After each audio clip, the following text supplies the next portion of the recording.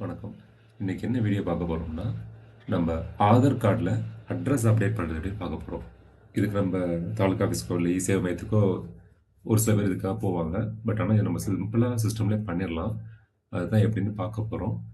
இதில் ஒரு புது மெத்தட் நான் இன்னைக்கு ஃபாலோ பண்ண போகிறேன் அப்படின்னா, நாங்கள் இப்போ ரீசெண்டாக வீடு மாறி இருக்கோம். இந்த மாதிரி வீடு அப்பப்போ வாடகை வீட்டில் வந்துட்டு அங்கங்கே ரீலோகேட் பண்ணும்போது நமக்கு இந்த ப்ராப்ளம் வரும். என்னோட ஆதார் கார்டு டீட்டெயில் நான் அப்டேட் பண்ணிட்டேன். என் ஒய்ஃபோட ஆதார் கார்டையும் நான் அப்டேட் பண்ணிட்டேன் அட்ரஸ்லாம். ஸோ கேஸ் ப்ரூஃப் வச்சு அவங்களுக்கு மாற்றிட்டேன். இப்போ குழந்தைங்களுக்கு மாற்றணும். குழந்தைங்களுக்கு மாற்றும்போது குழந்தைங்களுக்கு அந்த ப்ரூஃப் கரெக்டாக இருக்காது. அவங்களுக்குன்னு ப்ராப்பர் அட்ரஸ் நமக்கு ப்ரூஃப் ரெடி பண்ண முடியாது. ஸோ ஆதார் சைட்டில் பார்த்தீங்கன்னா, ஃபேமிலி ஹெட்டோட அந்த ஆதார் டீட்டெயிலை வச்சு அதே இதை குழந்தைங்களுக்கு கொண்டு வரலாம் அப்படின்ற மாதிரி ஒரு ஆப்ஷன் இருக்குது. இன்றைக்கி நம்ம அந்த மெத்தடை யூஸ் பண்ணி எப்படி அப்டேட் பண்ணுறதுன்னு பார்ப்போம். நம்ம இதுக்காக சென்டருக்குலாம் போகணுன்ட்டு வெளியில் எங்கேயும் போகணுன்னு அவசியம் இல்லை. இது நம்மளே கூட பண்ணிக்கலாம். ஜஸ்ட் இதை ஸ்டார்ட் பண்ணுவோம். கூகுளில் போயிட்டு ஆதார் கார்டு லாகின்னு கொடுக்குறேன். எனக்கு இந்த மாதிரி ஒரு போர்ட்டல் வந்துடும். இதில் போய் ஜஸ்ட் லாகின் கொடுப்பேன். கொடுத்துட்டு இப்போ குழந்தையோட ஆதார் நம்பர் கொடுக்கணும். எனக்கு என்னோட 2 பாப்பாவுக்கும் நான் மாற்றணும்.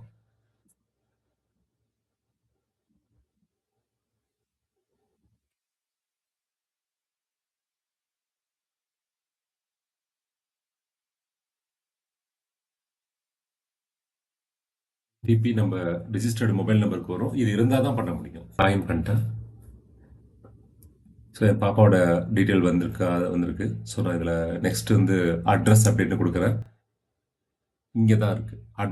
Update address using your documents. இது நம்மள்ட்ட டாக்குமெண்ட் இருந்தால் அந்த வச்சு பண்ணிடலாம். இது நமக்கு வீட்டில் ஹஸ்பண்டுக்கு பண்ணுறது, ஒய்ஃப் பண்ணுறது ஈஸியாக இருக்கும். பட் குழந்தைங்களுக்கு தனியாக ஒரு அட்ரஸ் ப்ரூஃப் இருக்காது.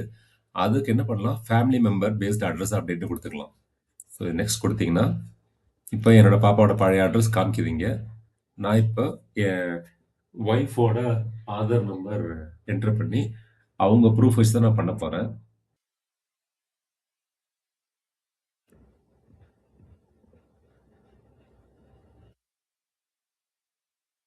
ஓகே, ஸோ அவங்களோட மொபைல் நம்பர் இதுதான் ரிஜிஸ்டர்ட் நம்பர்.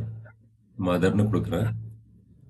லீகல் ஸ்டேட்மெண்ட் இதோட டேர்ம்ஸ் அண்ட் கண்டிஷன் கொடுத்துருக்காங்க. அக்செப்ட் பண்ணுறேன். நெக்ஸ்ட்னு கொடுக்குறேன். நமக்கு 75 rupees சார்ஜ் பண்ணுவாங்க. I hereby confirm that I have read and understood. Okay, இதில் இன்னொரு விஷயம் என்னென்னா, நான் இப்போ தான் ஃபஸ்ட் டைம் பண்ணுறேன் என் பாப்பாவுக்கு இந்த மாதிரி. இதுக்கு குழந்தைக்கான ப்ரூஃப் ஏதாவது கேட்பாங்கன்னு நான் நினச்சேன்.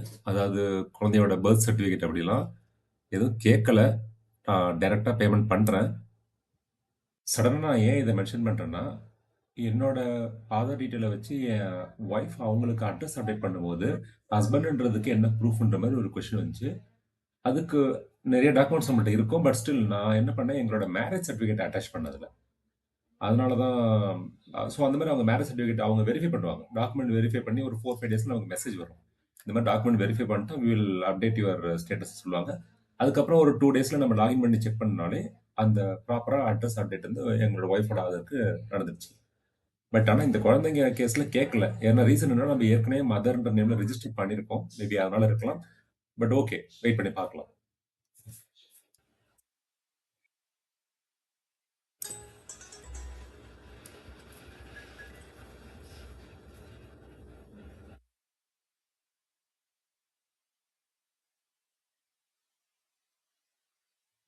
ஸோ பேமெண்ட் பண்ணியாச்சு.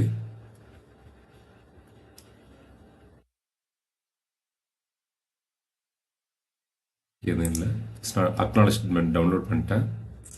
அக்னாலஜ்மெண்ட் ஸ்லிப் வந்துருச்சு. இந்த ஆதார் நம்பருக்கு service request number, family member based address அப்டேட்னு கொடுத்துருக்கோம். ஸோ இப்போ அவங்க அம்மாவோட கார்டில் என்ன இருக்கோ அதே மாதிரி என் பாப்பாவோட பேர் இருக்கும். அந்த அட்ரஸ் ப்ரூஃப் வந்துடும். ஓகே, அவ்வளோதான். இதை கிளிக் பண்ணிட்டு லாக் அவுட்னு கொடுத்துட்றேன். லாக் அவுட் பண்ணியாச்சு. ஸோ இதுதான் ப்ராசஸ். இப்போ நான் என்னோட பெரிய பாப்பாவுக்கு இந்த மாதிரி அட்ரஸ் அப்டேட் பண்ணிட்டேன். இதே மாதிரி என்னோட சின்ன பாப்பாவுக்கு நான் அட்ரஸ் அப்டேட் பண்ணணும். உங்களுக்கு இந்த ப்ராசஸ் புரிஞ்சிருக்குன்னு நினைக்கிறேன். வீடியோ நான் என்னால் முடிஞ்சப்போ சிம்பிளாக தான் சொன்னேன். எதுவும் கொஷின்ஸ் இல்லை டவுட்ஸ் இருந்தாலும் கமெண்ட்ஸில் பிங் பண்ணுங்கள். மோஸ்ட்லி இது எல்லாருக்கும் ஈஸியாக பண்ணிடுவீங்க. பட் ஸ்டில் ஏதாவது ஒரு கிளாரிஃபிகேஷன் வேணும் பிக் பண்ணுங்கள். நான் ரெஸ்பெக்ட் பண்ணுறேன். ஃபர்தராக அட்ரஸ் அப்டேட் ஆன பிறகு அந்த பிளாஸ்டிக் கார்டு அப்ளை பண்ணுவேன். அது எப்படி ப்ராசஸ் நானும் அதை வீடியோவாக போடுறேன். Once again, thanks for your time. Thanks for watching.